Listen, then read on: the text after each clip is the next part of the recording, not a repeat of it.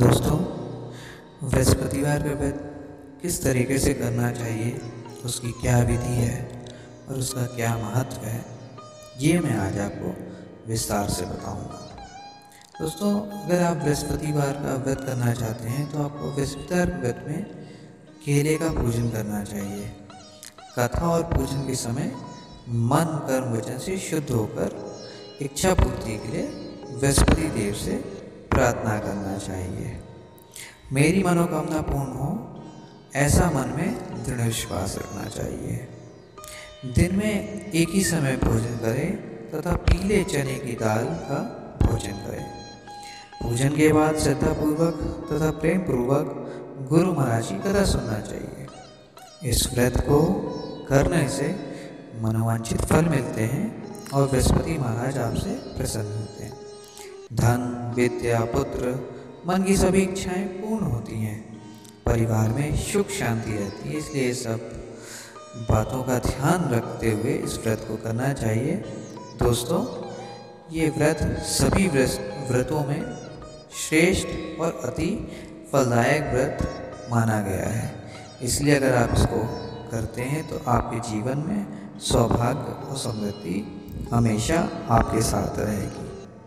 दोस्तों, बृहस्पतिवार व्रत करने के लिए जो हमें कथा ज़रूरी है, उस कथा को मैं आपको विस्तार से बताऊंगा। बोलिए बृहस्पति महाराज की जय। बहुत समय पहले की बात है। भारत में एक राजा राज्य करता था। वह अति प्रतापी एवं धनी था। वह प्रतिदिन मंदिर में भगवत दर्शन करने जाता था और गुरु और ब्राह्मण की सेवा भी किया करता था। उसके द्वार से कोई भी याचक निराश नहीं लौटता था। वह प्रत्येक गुरुवार को व्रत रखता था तथा पूजन करता था। हर दिन गरीबों की मदद करता था। लेकिन यह सब बातें उसकी रानी पसंद नहीं करती थी। वह ना तो व्रत करती थी, ना किसी को भी पैसा दान के रूप में देती थी। वह राजा को भी ऐसा करने से रोकती थी। एक समय की बात है, जब राजा शिकार खेलने वन को चले गए थे। महल में सिर्फ रानी और दासी थी। उस समय गुरु बृहस्पति साधु का रूप धारण कर राजा के दरवाजे पर भिक्षा मांगने आए।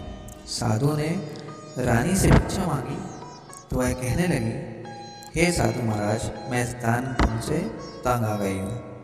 इस काम के लिए तो मेरे पतिदेव ही बहुत है। अब आप ऐसी कृपा करें कि मेरा सारा धन नष्ट हो जाए और मैं आराम से रह सकूं। साधु का वेश रखे बृहस्पति देव ने कहा, हे देवी, तुम अति विचित्र हो। संतान और धन से कोई दुखी नहीं होता, सभी इसे चाहते हैं। पापी भी पुत्र और धन की इच्छा करता है। अगर तुम्हारे पास बहुत धन है तो भूखे मनुष्यों को भोजन करवाओ, ब्राह्मणों को दान दो, प्याऊ लगवाओ, धर्मशालाएं बनवाओ, कुआं, तालाब, बावड़ी, बाग बगीचे आदि बनवाओ तथा निर्धनों की कुंवारी कन्याओं का विवाह कराओ, साथ ही यज्ञ आदि करो। इस प्रकार के कर्मों से आपके कुल का एवं आपका नाम लोक परलोक में प्रसिद्ध होगा और आपको स्वर्ग की प्राप्ति होगी। किंतु वह मूर्ख रानी साधु की इन बातों से खुश नहीं हुई। वह बोली, हे साधु महाराज, मुझे ऐसी संपत्ति की आवश्यकता नहीं जो मेरे काम न आए तथा जिसको मैं अन्य लोगों को दान दूं, जिसको रखने और संभालने में ही मेरा सारा समय नष्ट हो जाए। साधु ने रानी को समझाने का बहुत प्रयत्न किया, परंतु रानी अपनी बात पर अड़िग रही। तब साधु ने कहा, हे देवी, यदि तुम्हारी ऐसी ही इच्छा है तो जैसा मैं तुम्हें बताता हूँ तुम वैसा ही करना। बृहस्पतिवार के दिन घर को गोबर से लीपना, अपने केशों को पीली मिट्टी से धोना, केशों को धोते समय स्नान करना, राजा से कहना वह भी हजामत करवाए, भोजन में मांस मदिरा खाना, कपड़े धोबी के यहाँ धुलने डालना। इस तरह 7 बृहस्पतिवार निरंतर करने से तुम्हारा सब धन नष्ट हो जाएगा। ऐसा कहकर साधु रूपी बृहस्पति देव वहाँ से अंतर्ध्यान हो गए। रानी ने साधु के कहे अनुसार ही 7 वर्ष उतार बैठक करने का विचार किया। साधु के बताए अनुसार करते हुए उसे केवल 3 बृहस्पतिवार ही बीते थे कि उसकी समस्त धन संपत्ति नष्ट हो गई। कहे अनुसार ही करने से भरपेट भोजन के लिए भी दोनों समय परिवार तरसने लगा तथा सांसारिक भोगों से दुखी रहने लगा। इस प्रकार के अभावग्रस्त जीवन से तंग आकर एक बार राजा रानी से कहने लगे कि हे रानी, तुम यहाँ पर रहो, मैं दूसरे देश को जाता हूँ, क्योंकि यहाँ पर मुझे सभी मनुष्य जानते हैं, इसलिए मैं यहाँ कोई कार्य नहीं कर सकता। देश छोरी बलदेश भीख के समान है। ऐसा कहकर राजा बलदेश चला गया। वहाँ जंगल में लकड़ी काट कर लाता और उन्हें शहर में बेचकर जीवन यापन करने लगा। राजा के जाने के पश्चात इधर उसके बिना रानी और दासी दुखी रहने लगी। किसी दिन भोजन मिलता तो किसी दिन जल पीकर ही रहना पड़ता था। एक समय रानी और दासी को 7 दिन बिना भोजन के व्यतीत हो गए। तो रानी अपनी दासी से कहने लगी, हे दासी, यहाँ समीप ही की नगर में मेरी बहन रहती है जो बहुत धनवान है। तू उसके पास जा और वहाँ से 5 सेर बेचर मांग कर ले आ, जिससे कुछ समय के लिए गुजर बसर हो जाएगी। दासी उसकी बहन के पास गई। बृहस्पतिवार का दिन था। रानी की बहन उस समय ध्यान मग्न होकर पूजा कर रही थी। दासी ने रानी की बहन से कहा, हे रानी, मुझे आपके पास आपकी बहन ने भेजा है, मुझे 5 सेर बेचर दे दो। दासी ने अपनी बात अनेक बार कही, परंतु रानी की बहन ने कोई उत्तर नहीं दिया, क्योंकि वह उस समय बृहस्पतिवार की कथा सुन रही थी। रानी की बहन से जब दासी को अपेक्षित उत्तर नहीं मिला तो अति दुखी हुई। उसे क्रोध भी बहुत आया। लौटकर वह रानी से बोली, हे रानी, आपकी बहन बहुत धनी स्त्री है, परंतु वह अति घमंडी भी है। वह छोटे लोगों से बात भी नहीं करती। 5 सेर बेचर देने के लिए उससे मैंने बहुत बार कहा, परंतु उसने कोई उत्तर नहीं दिया। इस प्रकार मुझे निराश एवं खाली हाथ लौटना पड़ा। रानी बोली, हे दासी, इसमें मेरी बहन का किसी प्रकार का दोष नहीं है। जब बुरे दिन आते हैं तब कोई सहारा नहीं देता, अपने पराये हो जाते हैं। अच्छे बुरे का ज्ञान विपत्ति में ही होता है।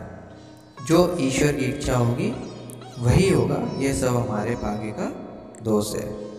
उधर पूजा समाप्त होने के पश्चात रानी की बहन ने सोचा कि मेरी बहन की दासी आई थी, परंतु मैंने उसे कोई उत्तर नहीं दिया, इससे वह बहुत दुखी हुई होगी। कथा सुनकर विष्णु भगवान का प्रसाद ग्रहण कर वह अपनी बहन के घर आई और बोली, हे बहन, मैं बृहस्पतिवार का व्रत कर रही थी, तुम्हारी दासी आई, परंतु कथा समाप्त होने से पूर्व ना उठते हैं और ना ही बोलते हैं, इसलिए मैं नहीं बोली। बताओ दासी, किस कार्य से मेरे पास गई थी? रानी बोली, बहन, हमारे घर अनाज नहीं था तथा राजा परदेश गए हुए हैं। वैसे तुमसे कोई बात छिपी नहीं है, इस कारण मैंने दासी को तुम्हारे पास 5 सेर बेचर लेने के लिए भेजा था। इस पर रानी की बहन बोली, हे बहन, भगवान बृहस्पति सबको मनोवांछित फल देते हैं। देखो, शायद तुम्हारे घर के किसी कोने में अनाज रखा हो। यह सुनकर रानी की बहन की बातों से विस्मित होकर दासी घर के अंदर गई तो उसे वहाँ एक घड़ा बेचर का भरा मिल गया। उसे बड़ा आश्चर्य हुआ, क्योंकि उसके अनुसार घर का एक एक बर्तन अन्न से खाली था। उसने बाहर आकर रानी को वृत्तांत सुनाया। दासी अपनी रानी से कहने लगी, हे रानी, देखो, वैसे भी जब हमको अन्न नहीं मिलता तो वह भी व्रत समान ही है। अगर इनसे व्रत की विधि तथा कथा पूछ ली जाए तो बृहस्पतिवार का व्रत हम भी किया करेंगे। और फिर दासी के कहने पर रानी ने अपनी बहन से बृहस्पतिवार व्रत पूजन विधि नियमों के बारे में विस्तार से पूछा। उन्होंने बताया, जो बृहस्पतिवार के व्रत में चने की दाल और मुनक्का से विष्णु भगवान का केले की जड़ में पूजन का दीपक जलाता है, पीला भोजन करता है, पीले वस्त्र धारण करता है और प्रेम पूर्वक बृहस्पति भगवान की कथा सुनता है, इस प्रकार करने से गुरु भगवान उस भक्त से प्रसन्न होते हैं, धन अन्न पुत्र देते हैं, मनोवांछित मनोकामना पूर्ण करते हैं। व्रत एवं पूजन की विधि बताकर रानी की बहन अपने घर लौट गई। तत्पश्चात रानी और दासी दोनों ने निश्चय किया कि बृहस्पति देव भगवान का व्रत एवं पूजन अब जरूर करेंगे। 7 दिन पश्चात जब बृहस्पतिवार आया तो दोनों ने व्रत रखा। दासी गुड़ताल में जाकर चना और गुड़ भी लाई और उसकी दाल बनाकर केले की जड़ में विष्णु भगवान का पूजन किया। अब भोजन पीला कहाँ से आए, यह सोचकर दोनों बड़ी दुखी हुई, परंतु उन्होंने व्रत किया था, इसलिए भगवान बृहस्पति देव उनसे प्रसन्न थे। एक साधारण व्यक्ति के रूप में वे 2 थालों में सुंदर पीला भोजन लेकर आए और दासी को देकर बोले, हे दासी, यह भोजन तुम्हारे और रानी के लिए है, तो दोनों ही इसे ग्रहण करना।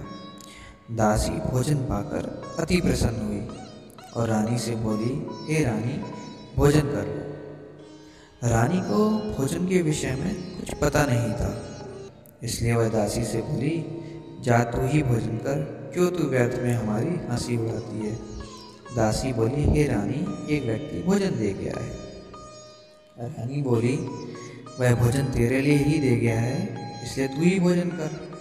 दासी ने कहा, हे रानी, वह व्यक्ति हम दोनों के लिए ही भोजन देकर के गया है, अतः मैं और आप साथ साथ भोजन करेंगे। इसके पश्चात रानी और दासी ने दोनों ने भगवान बृहस्पति को धन्यवाद एवं नमस्कार कर भोजन पालन किया। उसके बाद से दोनों प्रत्येक बृहस्पतिवार को गुरु भगवान का व्रत एवं पूजन करने लगी।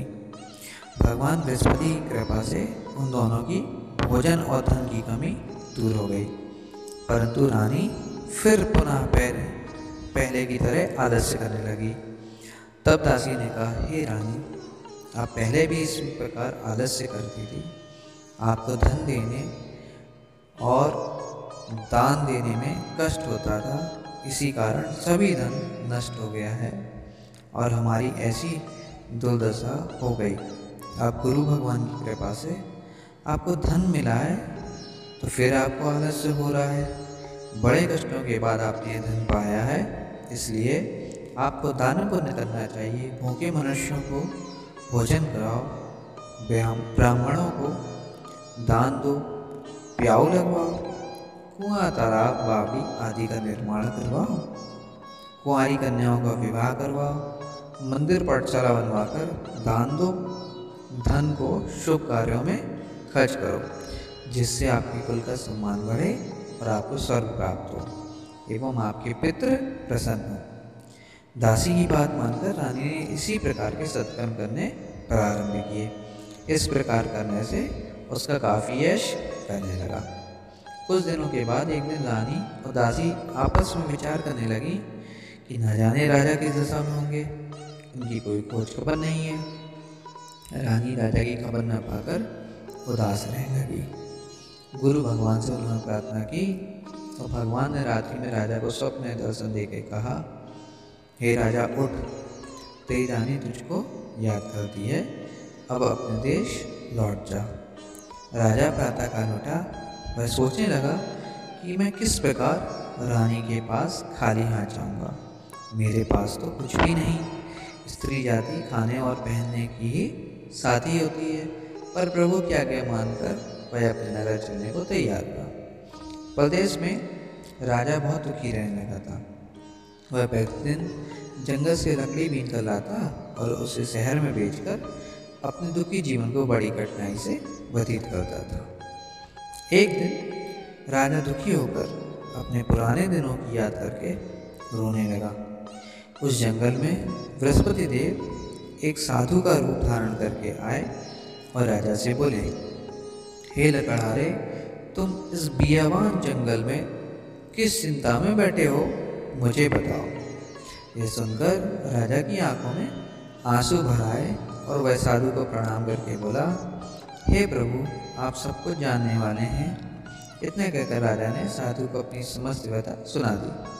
तब साधु रूप में गुरु भगवान राजा से बोले, हे राजा, तुम्हारी पत्नी ने बृहस्पतिवार के दिन बृहस्पति देव का अपमान किया था, जिसके कारण तुम्हारी यह दुर्दशा हुई। अब तुम किसी बात की चिंता मत करो, भगवान तुम्हें पहले से अधिक धन प्रदान करेंगे। देखो, तुम्हारी पत्नी ने बृहस्पतिवार का व्रत प्रारंभ कर दिया है।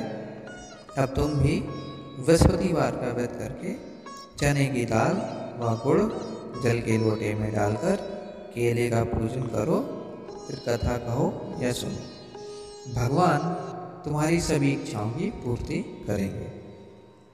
साधु के वचन सुनकर राजा बोला, हे प्रभु, मुझे लकड़ी बेचने के पश्चात इतना पैसा नहीं बचता कि भोजन करने के उपरांत कुछ भी बचा सकूं। मैंने रात्रि में अपनी रानी को व्याकुल एवं व्यथित देखा है। मेरे पास कोई साधन नहीं जिससे उसका समाचार भी जान सकूं। इसके अतिरिक्त मैं बृहस्पति देव की कथा भी नहीं जानता हूँ, जिसे कहे यह सुनकर मैं व्रत धारण कर भगवान बृहस्पति देव का पूजन कर सकूं। साधु ने कहा, हे राजा, तुम किसी बात की चिंता न करो। बृहस्पतिवार के दिन तुम नित्य की भांति लकड़ियाँ लेकर शहर में जाओ। तुम्हें रोज से दुगना धन प्राप्त होगा, जिससे तुम भली भांति पूजन कर लोगे तथा गुड़ एवं चने का प्रसाद खरीद कर बृहस्पति देव की पूजा भी कर सकते हो। बृहस्पतिवार की कहानी इस प्रकार से है। प्राचीन समय में एक बहुत ही निर्धन ब्राह्मण था।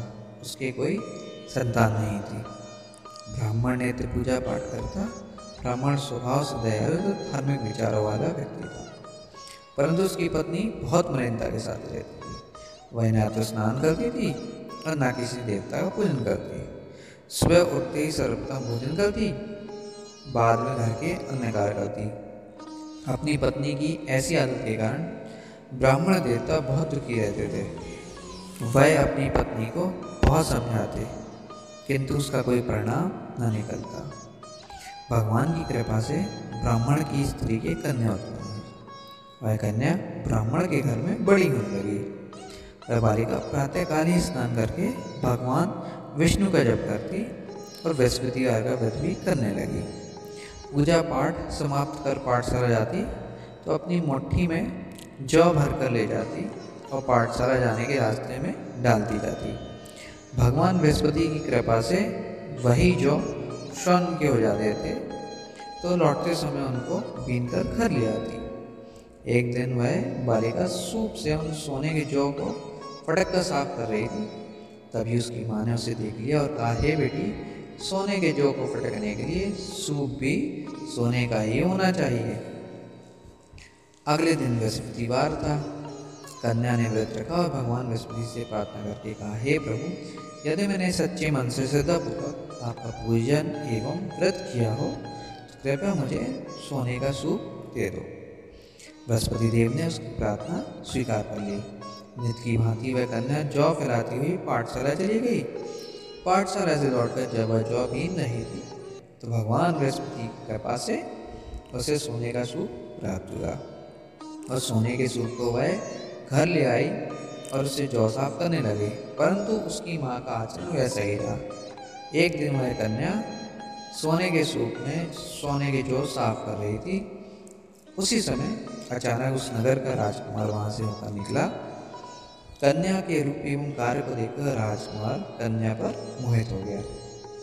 राजमहल लौटकर जब राजकुमार अन्न जल त्याग कर उदास होकर लेट गया, राजा को जब अपने पुत्र द्वारा अन्न जल त्यागने का समाचार प्राप्त हुआ तो अपने मंत्रियों के साथ वह राजकुमार के पास आए और बोले, हे बेटा, तुम्हें किस बात का दुख है? किसी ने तुम्हारा अपमान किया है अथवा कोई और कारण है? मुझे बताओ, मैं वही करूँगा, इससे तुम प्रसन्न होगे। राजकुमार ने अपने पिता की बातें सुनी तो वह बोला, आपकी कृपा से मुझे किसी प्रकार का कष्ट नहीं है, किसी मेरा अपमान भी नहीं किया है।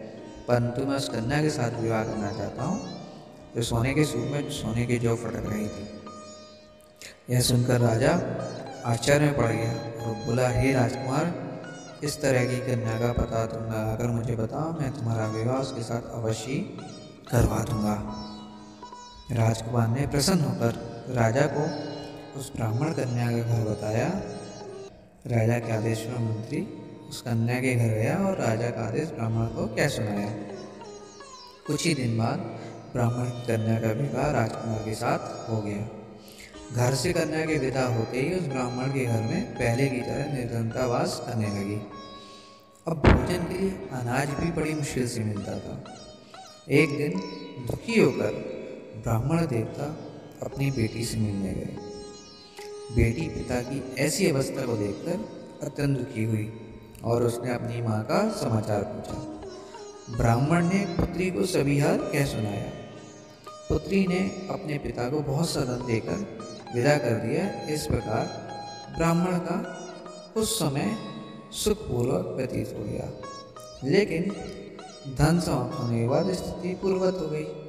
ब्राह्मण फिर अपनी पुत्री के यहाँ गया और उसे सभी हाल क्या सुनाया। पुत्री बोली, हे पिताजी, आप अपने साथ माताजी को यहाँ ले लाओ, मैं उन्हें वह विधि बता दूंगी जिससे दैत्यता दूर हो जाएगी। ब्राह्मण देवता अपनी पत्नी को साथ लेकर अपनी पुत्री के पास राजमहल पहुँचे। पुत्री अपनी माँ को समझाने लगी, हे माँ, तुम सुबह उठकर सर्वप्रथम स्नान आदि करके भगवान विष्णु का पूजन किया करो तो सब निर्धनता दूर हो जाएगी। परंतु उसकी माँ ने उसकी एक ना मानी। वह सुबह उठकर सर्वप्रथम अपनी पुत्री के घर में बचा जूठन खा लेती थी। एक दिन उसकी बेटी को अपनी माँ पर बहुत गुस्सा आया। उसने उस रात एक कोठरी में खाने का सारा सामान निकालकर अपनी माँ को उसमें बंद कर दिया। प्रातः कोठरी से अपनी माँ को निकालकर स्नान आदि कराकर पूजा पाठ करवाया तो उसकी माँ की बुद्धि ठीक हो गई। इसके बाद वह प्रतिदिन पूजा पाठ करती और प्रत्येक बृहस्पतिवार को व्रत भी रखने लगी। इस व्रत के प्रभाव से उसकी माँ भी अत्यंत धनवान और पुत्रवती हो गई और बृहस्पति देवता की कृपा से वृद्ध अवस्था में मृत्यु को प्राप्त कर स्वर्ग को गई। वह ब्राह्मण भी सुखपूर्वक इस लोक का सुख भोग कर स्वर्ग को प्राप्त हुआ। इस प्रकार कहानी कहकर साधु देवता वहाँ से अंतर्ध्यान हो गए। धीरे धीरे 6 दिन का समय बीत गया और बृहस्पतिवार का दिन आ गया। लकड़हारा रूपी राजा जंगल से लकड़ी काटकर किसी शहर में बेचने गया। आज उसे और दिनों से अधिक धन मिला। राजा ने चना गुड़ आदि लाकर भगवान विष्णु का पूजन किया तथा बृहस्पतिवार का व्रत किया। उस दिन से उसके सभी कष्ट दूर हो गए। परंतु अगले बृहस्पतिवार को वह व्रत करना भूल गया। इसी कारण बृहस्पति भगवान उससे रुष्ट हो गए। उस दिन उस नगर के राजा ने विशाल यज्ञ का आयोजन किया तथा अपने समस्त राज्य में घोषणा करवा दी कि कोई भी मनुष्य अपने घर में भोजन ना बनाए और आग भी ना जलाए। सब लोग मेरे यहाँ भोजन करने आए। इस आज्ञा को जो नहीं मानेगा उसको सूली पर लटका दिया जाएगा। राजा की आज्ञा अनुसार राज्य के सभी निवासी राजा के भोज में सम्मिलित होने गए। परंतु लकड़हारा कुछ विलंब से पहुंचा, इसलिए राजा उसको भोजन कराने अपने साथ महल में ले गए। जब राजा लकड़हारे को भोजन करा रहे थे तो रानी की दृष्टि उस कुटी पर पड़ी जिस पर उसका नौला का हार लटका हुआ था। उसे खूंटी पर हार लटका दिखाई नहीं दिया। रानी को निश्चय हो गया कि मेरा हार इस लकड़हारे ने चुरा लिया है। उसी समय रानी की जिद पर राजा ने सैनिक बुलवाकर लकड़हारे को जेल में डलवा दिया। जेल खाने में बंद हुआ लकड़हारा बहुत दुखी होकर विचार करने लगा, ना जाने कौन से पूर्व जन्म के कुकर्म से मुझे दुख प्राप्त हुआ है। जेल में बंद लकड़हारा भगवान बृहस्पति को याद करने लगा। तत्काल बृहस्पतिदेव साधु के रूप में प्रकट हो गए और उसकी दशा देखकर कहने लगे, अरे मूर्ख, तू बृहस्पतिवार को बृहस्पति देव की कथा एवं व्रत करना भूल गया था। इसी कारण तुझे दुख प्राप्त हुआ है। किसी बात की चिंता मत कर। बृहस्पतिवार के दिन जेल खाने के दरवाजे पर तुझे 50 पैसे पड़े मिलेंगे। तुम पैसों से प्रसाद मंगाना, भगवान बृहस्पति देव का पूजा एवं कथा कहना, कथा का प्रसाद स्वयं भी ग्रहण करना और दूसरों को भी कराना। इस प्रकार करने से तुम्हारे सभी कष्ट दूर हो जाएंगे।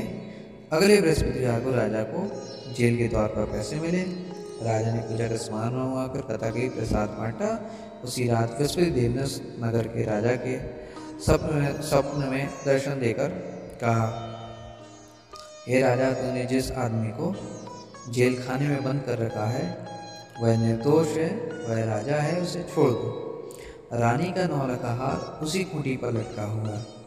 अगर तू ऐसा नहीं करेगा तो मैं तेरे राज्य को नष्ट कर दूंगा। राजा सुबह उठा और खूंटी पर हार टंगा देखकर लकड़हारे को बुलाकर उससे क्षमा याचना की तो राजा के सुंदर योग्य वस्त्राभूषण भेंट कर उसे विदा किया। बृहस्पति देव की आज्ञा अनुसार राजा अपने नगर को चल दिया। जब वह नगर के निकट पहुंचा तो उसे बहुत आश्चर्य हुआ, क्योंकि वहाँ पहले से अधिक तालाब, बाग और कुएं तथा बहुत सी धर्मशालाएं, मंदिर आदि बने हुए थे। राजा ने जब नगरवासियों से पूछा ये सब किसका है, तो नगरवासियों ने कहा कि ये सब दासी और रानी के द्वारा बनवाए गए हैं। राजा को बहुत आश्चर्य हुआ और बहुत क्रोध भी बहुत आया। जब रानी ने खबर सुनी कि राजा आ रहे हैं तो उसने दासी से कहा, देख, राजा मैं अति दीन अवस्था में छोड़ गए थे, इसलिए तू द्वार में ही खड़ी हो जा, कहीं वो दरवाजे से लौट कर न चले जाए। रानी की आज्ञा अनुसार दासी दरवाजे पर खड़ी हो गई। जब राजा आए तो उसे अपने महल में लेवा लाई। तब राजा ने क्रोध करके तलवार निकाली और रानी से पूछा, बताओ इतना धन तुम्हें कैसे और किस प्रकार प्राप्त होगा। तब रानी ने कहा कि हमें ये सब धन बृहस्पति देव के व्रत के प्रभाव से प्राप्त हुआ है। अब राजा ने निश्चय किया कि 7 दिन बाद तो सभी बृहस्पति देव का पूजन करते हैं, परंतु मैं प्रतिदिन दिन में 3 बार कथा कहा करूँगा और नृत्य व्यक्त किया करूँगा। अब हर समय राजा के दुपट्टे में चने की दाल भरी रहती तथा दिन में 3 बार वह कथा कहता। ऐसे ही एक दिन राजा ने विचार किया, चलो अपनी बहन के यहाँ हुआ हूँ। ऐसा निश्चय कर राजा घोड़े पर सवार होकर अपनी बहन के यहाँ चल दिया। मार्ग में उसने देखा कि कुछ आदमी एक मुर्दे को लिए जा रहे हैं। उन्हें रोककर वह कहने लगा, अरे भाइयों, कुछ देर में ही बृहस्पतिवार की कथा सुन लो। वे बोले, लो, हमारा आदमी मर गया, इसको अपनी कथा की पड़ी है। परंतु कुछ आदमी बोले, अच्छा कहो, तुम्हारी कथा भी सुनेंगे। और राजा ने दाल निकाली और कथा कहनी शुरू कर दी। जब कथा आधी हो गई तो वो मुर्दा हिलने लगा। वो कथा जब समाप्त हुई तो वह राम राम करके मुर्दा खड़ा हो गया। राजा आगे चला, उसके चलते चलते शाम हो गई। आगे मार्ग में उसे एक किसान खेत में हल चलाता मिला। राजा उससे बोला, अरे भाइयों, तुम मेरी बृहस्पतिवार की कथा सुन लो। किसान बोला, जब तक मैं तेरी कथा सुनूंगा भैया, तब तक 4 हरेंगे जोत लूँगा। जाओ भैया, तुम अपनी कथा किसी और को सुनाना। राजा आगे चलने लगा।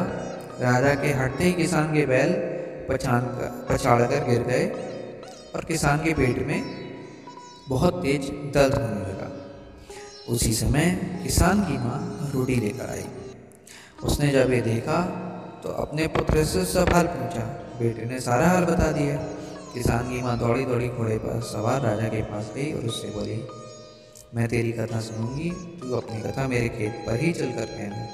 राजा ने लौटकर किसान के खेत पर जाकर कथा कही, जिसको सुनते ही किसान के बैल खड़े हो गए। किसान के पेट का दर्द भी बंद हो गया। आगे चलकर राजा अपनी बहन के घर पहुंच गया।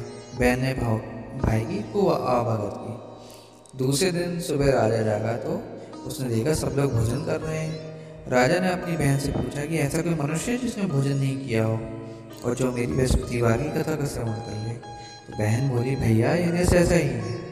यहाँ के लोग पहले भोजन करते हैं, बाद में कोई अन्य काम करते हैं। अगर पड़ोस में कोई हो तो देख आती हो। ऐसा कहकर बहन चली गई, परंतु उसे कोई भी व्यक्ति नहीं मिला जिसने भोजन ना किया हो। वह एक कुम्हार के घर गई जिसका लड़का बीमार था। उसे यह भी पता चला कि उसके यहाँ 3 दिन से किसी ने भोजन नहीं किया है। राजा की बहन ने अपने भाई की कथा सुनने के लिए कुम्हार से आग्रह किया तो वह तैयार हो गया। राजा ने जाकर बृहस्पतिवार की कथा कही, जिसको सुनकर कुमार का लड़का ठीक हो गया। तो राजा की हर ओर प्रशंसा होने लगी। कुछ दिन बाद एक राजा ने अपनी बहन से कहा, चलो तुम भी साथ चलो। बहन ने अपनी सास से अपने भाई के साथ जाने की आज्ञा मांगी। तो सास बोली, चली जा, परंतु किसी बालक को मत ले जाना, क्योंकि तेरे भाई की कोई संतान नहीं है। राजा की बहन राजा से बोली, भैया मैं तो चलूँगी, परंतु कोई बालक साथ नहीं जाएगा।